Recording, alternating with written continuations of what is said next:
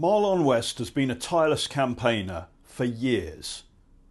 Marlon has been trying to raise the awareness of the predominantly Pakistani rape gangs that have been operating in and around Manchester. Indeed, Marlon's own daughter was a victim of those very gangs. So Marlon is of course angry and passionate, as you would be too if your daughter had gone through what his daughter went through.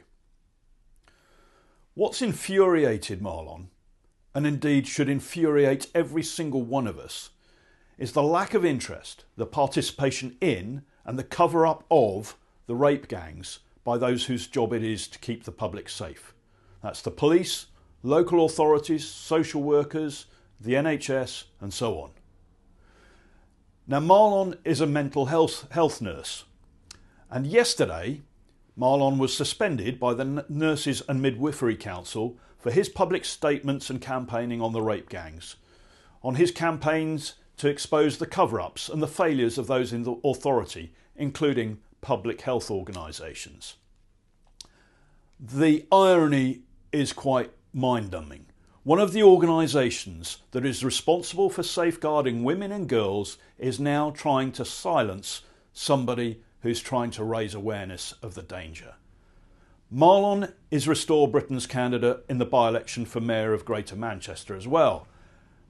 Marlon is one of the most sincere, kindest and most gentlemanlike men you could hope to meet. And he and his daughter have gone through absolute hell.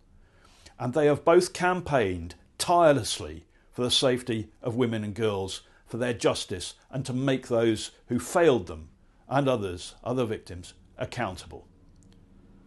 Now, as I say, the people whose job it is to look after people are seeking now to silence Marlon.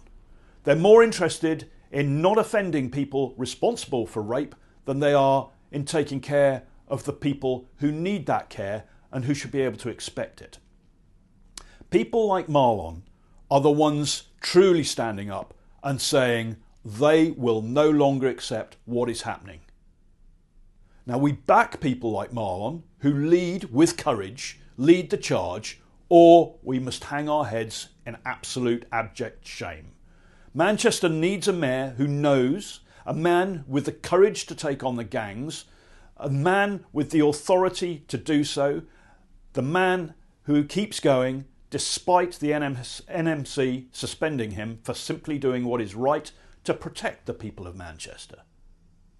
Now our national security, the protection, the safety and the welfare of the British people isn't just guns and bullets, it starts at home. It starts with cases like this in Manchester. It starts with standing up and doing what is right. And that is why Marlon must win this by-election. That is why he must become Mayor of Greater Manchester. And that is why I am asking you to vote for him in this by-election. With Marlon, what you see is what you get. And what you get is a campaign for the safety of women, children and everybody living in Manchester.